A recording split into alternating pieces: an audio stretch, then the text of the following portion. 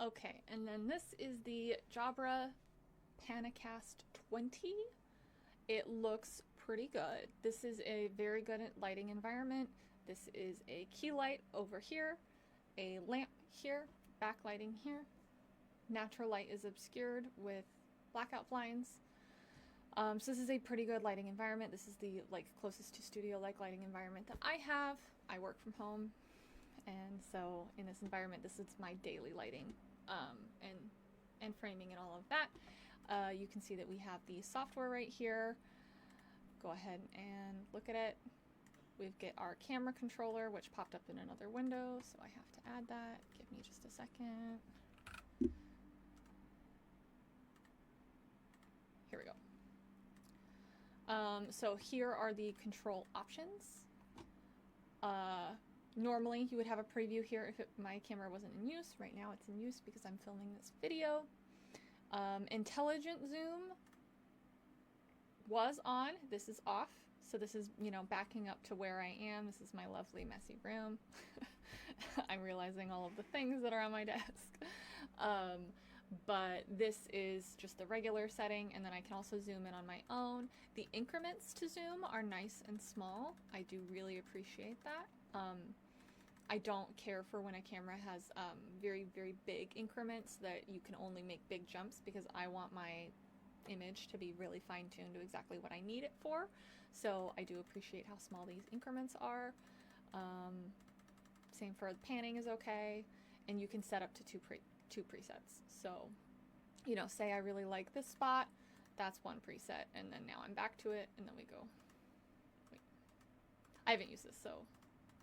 Oh, you have to hit save to preset. Duh. Okay, so here, save to preset, save it to 1. We go to 2, go to 1, 2, 1.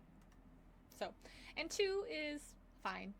I feel like Jabra really likes to target business, and 2 presets is pretty good for your average, I don't know, tech professional, someone who's working from home and is in Zoom meetings all day. 2 presets is probably fine. The picture-in-picture mode is very interesting because that is to target people who are wanting to still have themselves while they focus on something else. So say I really, here we go.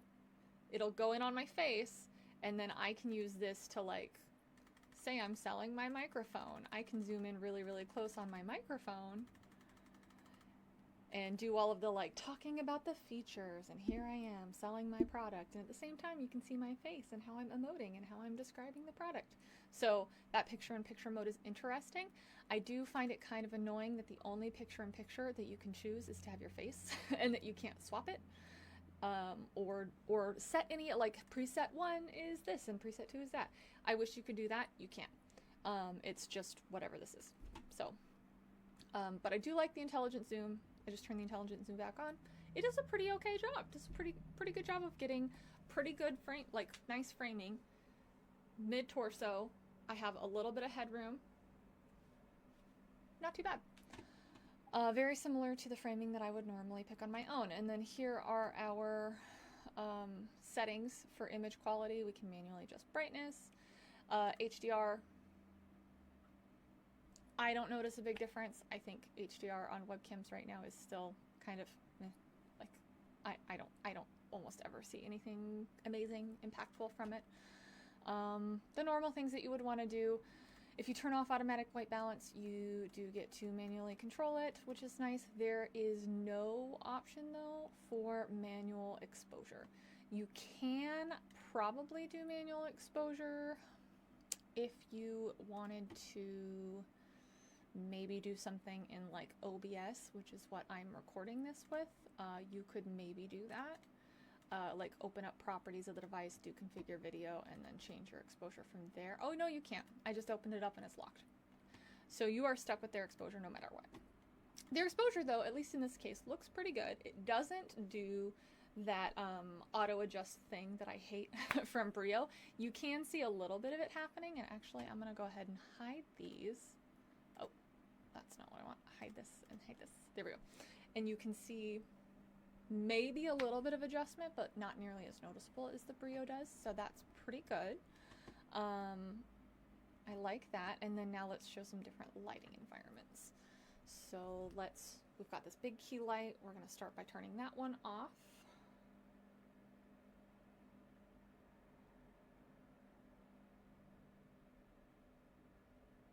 Maybe.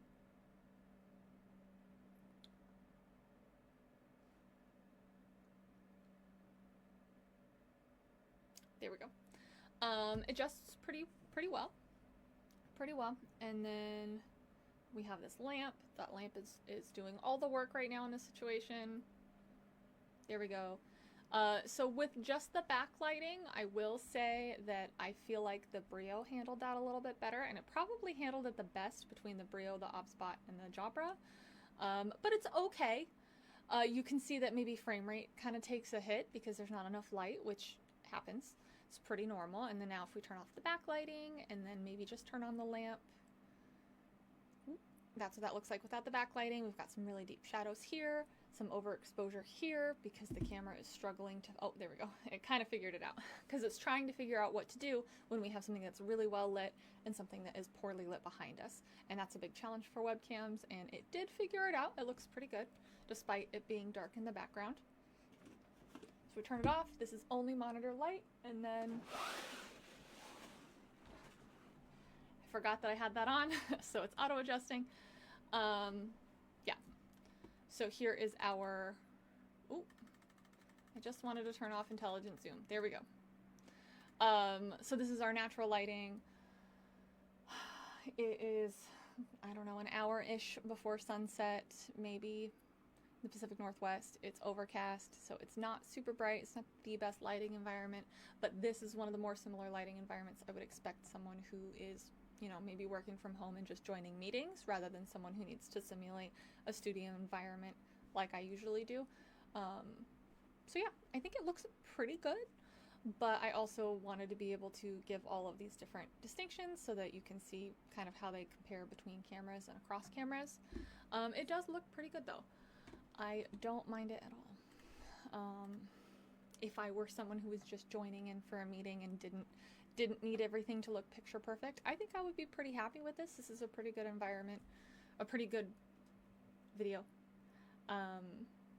There it is with a little bit of that backlighting on, and then, you know, there's maybe a lamp on in the room. So it does adjust pretty quickly, which I appreciate. And I don't know, I think I look pretty good. As with all cameras, the more light you give it, the better that it's going to look. Yeah, so I think it looks good. Oh, and this is, what are these settings? This is at the device default. So let's change the resolution. This is 1080p, which looks like that was the default. So it was already on 1080p, and the highest frames per second that I can go to, it looks like, is 30. So that is probably the biggest downside, is that there's no way to get to 60. And what's a little bit frustrating about that is that this camera should have 4K, and I'm pretty sure. And it's wild that it's not showing up as an option. Yeah, 4K, and it's not showing up as an option for me. To select a custom resolution. Oh, there it is. It shows it. It's here now. Okay. Okay, so let me turn it off, switch it to that. Just a second.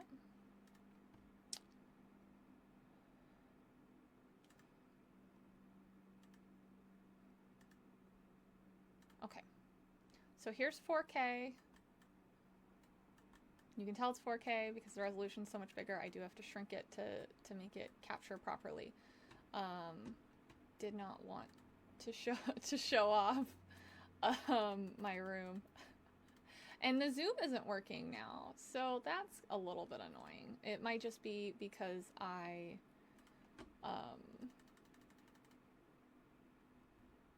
changed the resolution and that confused it, so maybe if I reboot the software it'll be okay. But yeah, for some reason it's not. It doesn't want to zoom at all. Let's see if I can do the intelligent zoom, if it'll figure that out. Can it force it? The light blinked like it was trying to make it, but it's not. It just won't. Can we go to a preset? It just won't. Fascinating. Okay. But, so this is what 4K, also 30 frames per second looks like. So the frames per second part shouldn't look too different, but this is what the 4K version looks like. And you would want to zoom. I will zoom in OBS instead, just because this is not wanting to work. So give me just a second. Oh, even zoom in OBS is not wanting to work. Fascinating. Okay, well, we can always do that. It's a little bit better framing. Hide some of my room. There we go. But yeah, so this is a similar framing. That was why I wanted to be able to crop it, just so that you can see comparatively what it looked like in the 1080p, apples to apples. So that's kind of what it looks like. That's the best I can get. Annoying that I can't zoom in. And you know, the funny thing about it is that I don't even see a setting here to switch between 4K and 1080 in the software. So that is a little bit of a bummer, because you would think, yeah, here's this, here's, no.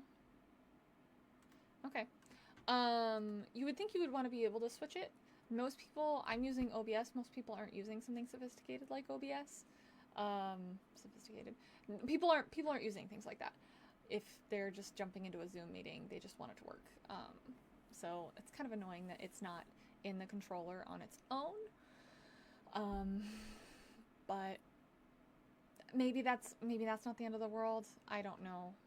Brio, I don't think lets you select that either, and so maybe OpSpot doesn't either.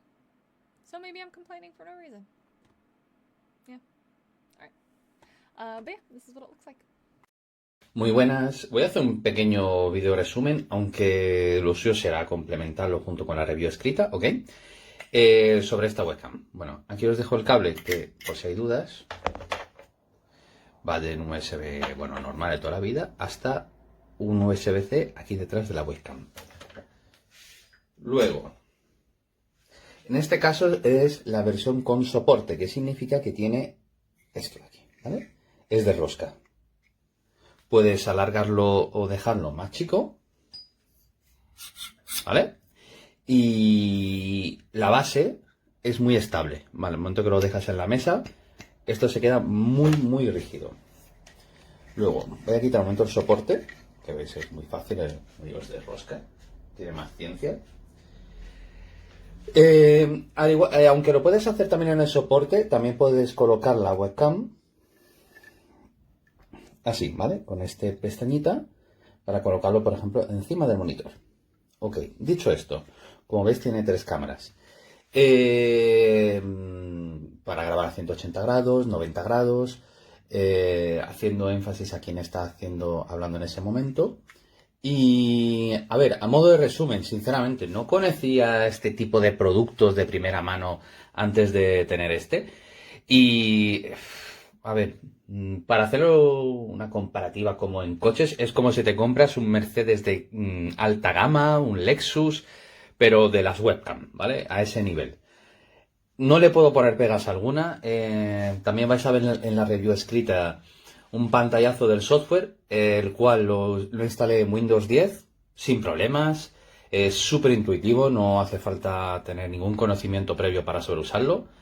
Lo que pone es la opción que es y es muy fácil. Lo que sí es verdad que recomiendo instalarlo, porque si no, por defecto la webcam tiene ciertas opciones que luego no podéis modificar. En cambio, con el software, pues lo mismo, no quieres que esté 180 grados todo el rato, sino a 90 grados, es decir, usando solamente esta cámara para que solamente grabe en el medio, y eso lo puedes hacer si tienes el software instalado. Y dicho esto, también la construcción del aparato, pues es muy buena. O sea, es todo muy sólido, no hay crujidos, está súper bien hecho. Obviamente esto creo que es un producto dirigido a empresas, sobre todo en los tiempos que estoy grabando esto, que tenemos el tema de este bicho volando por el aire. es muy necesario quizá para muchas empresas tener esto para poder hacer reuniones, conferencias y mantener su flujo de trabajo, pero con una calidad excepcional. Y porque aparte graba en 4K, sí es importante que tanto como el que mande la señal como el que reciba tenga fibra, porque si no va a ir más despacito, bueno, no se va a ver tan bien. Pero vamos, que para una empresa esto lo veo casi que ya obligatorio. Así que, bueno, pues si tiene o te sobra dinero y quieres como digo yo, el Mercedes o Lexus de alta gama, pues te das el capricho. Porque está claro que la inversión no es baja en esto, pero da unos resultados profesionales, vamos, indiscutibles. Así que nada, espero que os haya servido esta review de este Jabra PanaCast de 4K. Hasta luego. Bueno, os voy a hacer un pequeño vídeo para mostrar esta cámara Jabra PanaCast, que promete 180 grados panorámicos y en 4K con simplemente enchufar y que funcione. Venía en esta caja, la verdad es que tampoco venía una presentación muy lujosa, pero una simplemente caja de cartón, junto con esta otra caja que es la que nos traía el soporte. Como veis, aquí nos viene un pequeño folleto en los que dice que 180 grados de visión, que por supuesto podemos vernos a nosotros mismos o a un grupo. Aquí veis ya tengo montada la cámara con su soporte, para que veáis un poquitín las tres cámaras que lleva para conseguir los supuestos 180 grados de visión.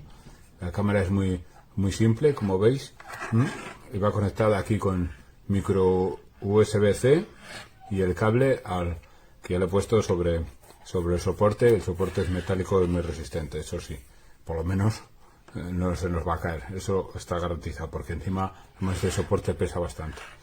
Voy a hacer lo contrario, en vez de que veáis cómo se monta, lo voy a hacer al contrario, al desmontarlo.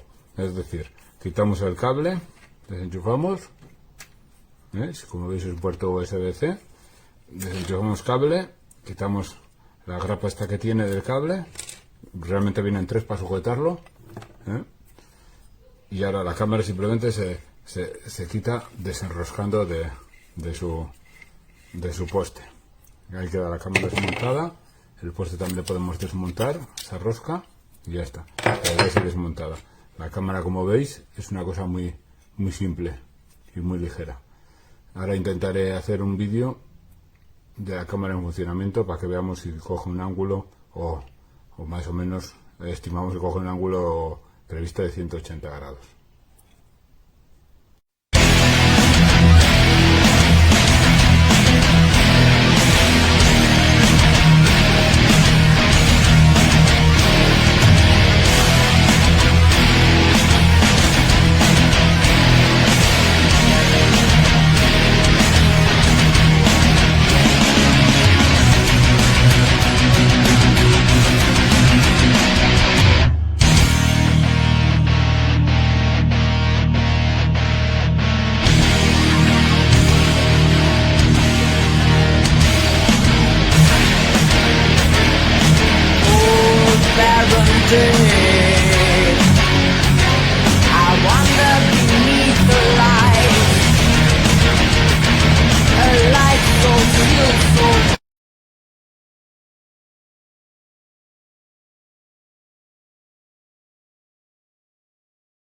Hey everyone, what's going on? Don here. Today we're testing out the Jabra PanaCast 20 webcam. So this is just going to be a quick test, and we're going to test it out in a couple different lighting scenarios. So right now I don't have any light on my front here other than my monitor screen. So now I'll try and turn on my little video light here and we'll see how this looks. Alright, so now we got a little video light going on here. I've actually been very impressed with the quality of this camera. It's really good. I love all the settings that it has. I do definitely like the Jabra software that comes with this webcam. You got a lot of different features in it, a lot of different settings and stuff, so that's cool. Alright, so now we're just testing out the intelligent zoom that this guy has. So you can see it zoomed right in on my face here. Feels a little awkward, but you know what? Whoa! So this would be perfect if you were like in a conference room and you know you're up at the front of the room giving a presentation, something like that, you know. Definitely tracks pretty well. So yeah. So a couple negatives I've found with this camera so far. It does run pretty hot. Like after using this camera for maybe a half hour to an hour, This thing is very hot to the touch. It does have a metal enclosure, which I'm sure helps cool down the internals, but that's just something to note. As well as, this is a weird issue that most people probably won't have, but for some reason, when I use this camera with my gaming rig,